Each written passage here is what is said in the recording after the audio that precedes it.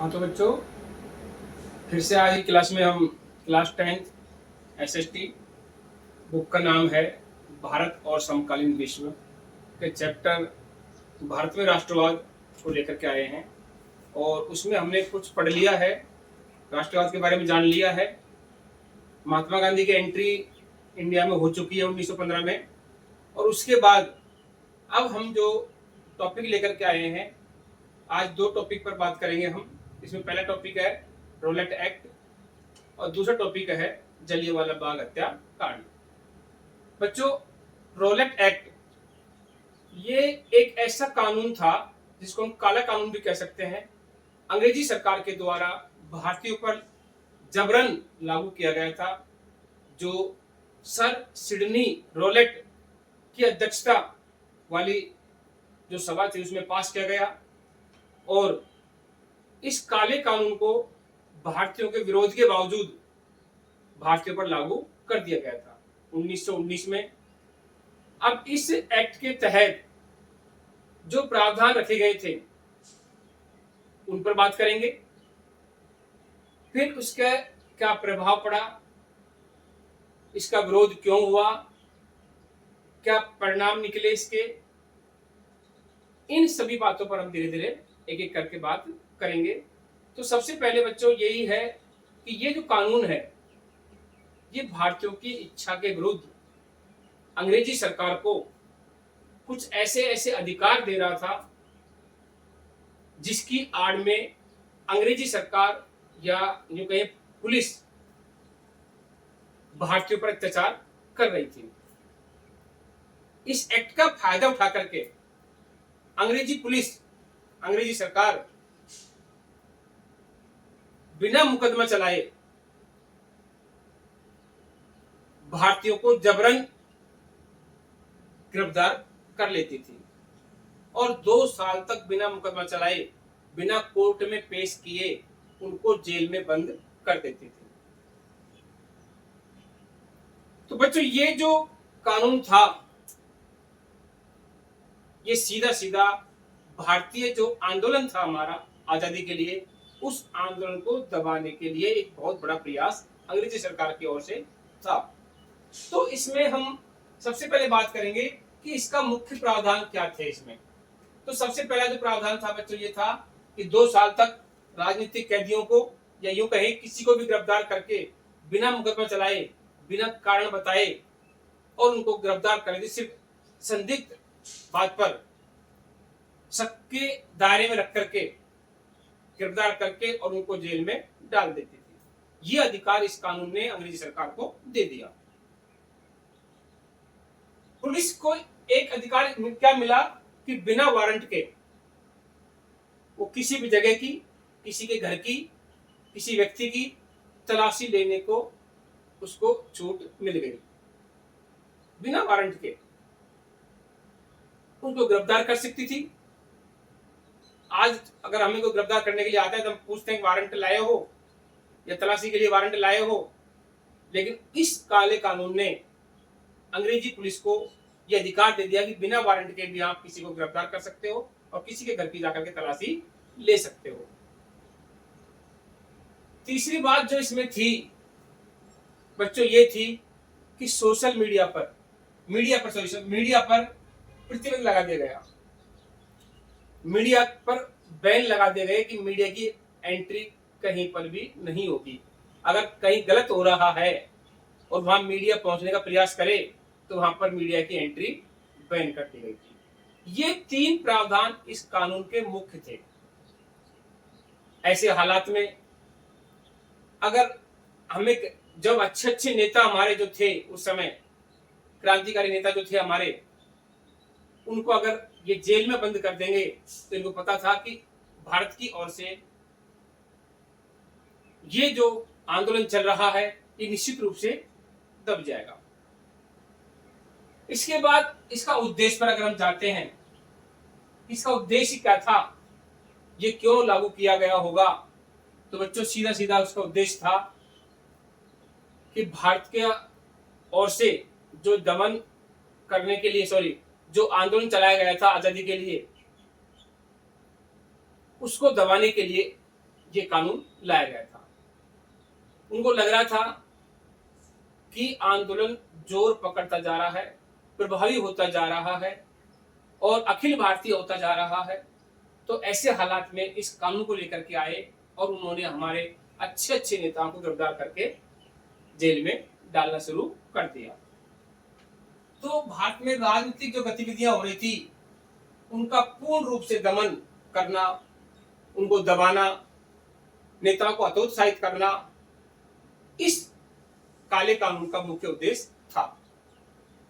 इसके बाद इसका विरोध हमने क्यों किया, इसका भी कारण था कि भारतीय नेताओं ने, भारतीय लोगों ने इस कानून का विरोध क्यों किया, इस बात पर विचार करेंगे। तो बच्चों देखिए, ये जो कानून था भारतीयों की आजादी पर सीधा प्रहार था। भारतीय लोग, भारतीय क्रांतिकारी जो खुले रूप से अपने मन से, अपने विवेक से, अपनी इच्छा से जो आंदोलन में भाग ले रहे थे, उनको उन्होंने दबाना शुरू कर दिया।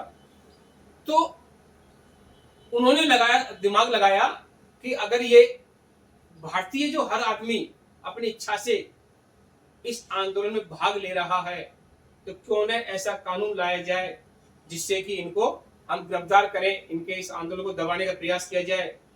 तो इन्होंने दबाना शुरू किया। तो हमने क्या किया, भारतीय की आजादी पर उन्होंने सीधा प्रहार करना शुरू कर दिया। दूसरा जो कारण था, भारतीय सदस्यों की सहमति के बिना इस कानून को पास किया गया। भारतीयों की सहमति नहीं ली गई, इसमें इंडियन से पूछा नहीं गया बिल्कुल भी, इसके बारे में कोई सलाह मशवरा नहीं किया गया भारतीयों से कि हम इस कानून को लेकर के आ रहे हैं, आपका क्या विचार है। ऐसा नहीं था। उन्होंने बिना भारतीयों की सहमति के इस कानून को पास कर दिया, जिसका प्रभाव भारतीयों पर पड़ा। तीसरा जो कारण था विरोध करने का, वो था कि इंपीरियल लेजिस्लेटिव काउंसिल ने जल्दबाजी में बिना सलाह किए इस कानून को पास कर दिया। इंपीरियल लेजिस्लेटिव काउंसिल जल्दबाजी में इस कानून को बिना भारतीयों की सलाह के पास कर दिया गया। तो इन कारणों से हमने इसका विरोध किया। बच्चों, आखिर में इसका परिणाम जो निकला, अब आपको पता ही है, जब ऐसा कानून हमारे देश में लागू होगा, और क्या हम चुप बैठकर रह सकते हैं? नहीं, ऐसा संभव नहीं है। तो भारतीय लोगों ने भी इसका मुंहतोड़ जवाब दिया और 6 अप्रैल को महात्मा गांधी ने एक अपने नेतृत्व में अखिल भारतीय स्तर पर, बड़े स्तर पर एक हड़ताल का आयोजन करने का योजना बनाई। वो हड़ताल 6 अप्रैल को होनी थी, उसका प्लानिंग की गई, उसकी योजना बनाई गई कि अखिल भारतीय स्तर पर पूरे भारत में हड़ताल की जाएगी। विभिन्न शहरों में रैलियां और जुलूस निकाले गए, दुकानें बंद की गई, स्थानीय नेताओं को हिरासत में ले लिया गया। ये सिर्फ परिणाम है। स्थानीय नेताओं में वो नेता थे जिनसे इनको सीधा डर लग रहा था कि ये नेता, ये क्रांतिकारी, इनको अगर खुला छोड़ दिया गया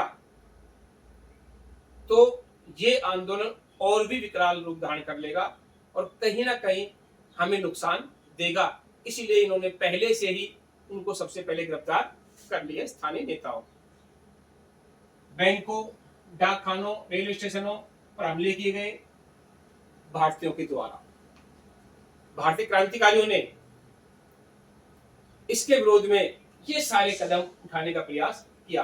दुकानें बंद की गई, हड़ताल पर चले गए, कारखानों पर काम करना बंद कर दिया, कारखाने ठप करने के प्रयास किए गए। इस प्रकार से हमने उनका विरोध स्वरूप ऐसे ऐसे कदम उठाए। सर सिडनी रॉलेट इसका मुखिया था एक्ट का। 1919 में यह एक्ट लागू किया गया। अब इसके बाद में जब 6 अप्रैल को हड़ताल होनी थी, उसके बाद फिर क्या हुआ, 10 अप्रैल को अब आ जाते हैं बच्चों हम जलियांवाला बाग हत्याकांड पर। तो 10 अप्रैल को अमृतसर में एक जुलूस निकल रहा था, शांतिपूर्ण जुलूस, और उस पर अंग्रेजी पुलिस ने गोलियां चलाई।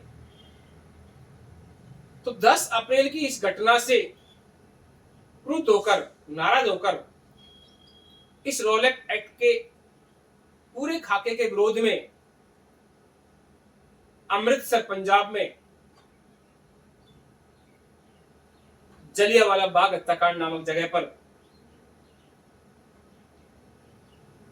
हजारों भारतीय निहत्थे इकट्ठे होकर सभा कर रहे थे, और उस सभा में रोलेट एक्ट के विरोध के लिए योजना बनाई जा रही थी। कुछ लोग वहां पर वार्षिक जो वैसाखी मेला लगता था अमृतसर में, उसमें शिरकत करने के लिए, उसमें भाग लेने के लिए इकट्ठे हुए थे, और साथ के साथ रोलेट एक्ट के विरोध में योजना भी वहां पर बनानी थी। इसके लिए वहां पर निहत्थे लोग इकट्ठे हुए, शांतिपूर्ण सभा चल रही थी। 10 अप्रैल को जो घटना हुई थी, उन्होंने, अंग्रेजी सरकार ने जो हमारे जुलूस पर गोलियां चलाई थी, उसके विरोध में लोगों ने हड़तालें की, बैंक, डाकखाने, रेलवे स्टेशन पर आग लगाई। इस प्रकार से घटनाओं से परेशान होकर के वहां पर मार्शल लॉ लागू कर दिया गया। मार्शल लॉ, जहां पर लोगों की भीड़ इकट्ठी होना उसमें कानूनी अपराध था। अब अमृतसर जो जगह है, सॉरी, जो जलियांवाला बाग जो जगह है, वो शहर से काफी दूर होने के कारण लोगों को पता नहीं था कि मार्शल लॉ लागू हो चुका है। जनरल डायर ने कमान अपने हाथ में संभाल ली 10 अप्रैल के बाद में, और कमान संभालने के बाद में मार्शल लॉ लागू किया गया। लेकिन जलियांवाला बाग शहर से काफी दूर होने के कारण वहां लोगों को पता नहीं चल पाया कि शहर में मार्शल लॉ लागू हो चुका है, और वो इकट्ठे हो गए, जो कि लॉ के खिलाफ था। अब बच्चों, जब जनरल डायर को पता चला कि हजारों लोग जलियांवाला बाग में इकट्ठे हो रहे हैं, तो जनरल डायर वहां पहुंचा अपनी सेना लेकर के। चारों ओर से बाग को घेरा गया, दरवाजे बंद किए गए, और अंधाधुंध गोलियां बरसाना शुरू कर दिया जनरल डायर के आदेश के अनुसार। यह घटना बच्चों 13 अप्रैल 1919 की है, और इसमें सैकड़ों लोग मारे गए, हजारों लोग घायल हुए, और इस घटना को ही जलियांवाला बाग हत्याकांड के नाम से जाना जाता है। बच्चों, ये जो सभा हो रही थी, ये बता रहा हूं, ये सभा रोलेट एक्ट के विरोध में और वार्षिक वैसाखी मेले में भाग लेने के लिए लोग इकट्ठे हुए थे वहां पर, और रोलेट एक्ट के विरोध में योजना बनानी थी वहां पर, इसलिए लोग वहां पर इकट्ठे हुए।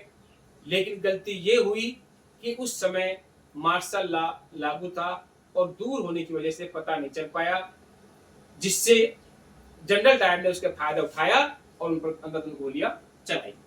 इसी घटना को जलियांवाला बाग हत्याकांड के नाम से जाना जाता है, जो कि 13 अप्रैल 1919 को हुआ।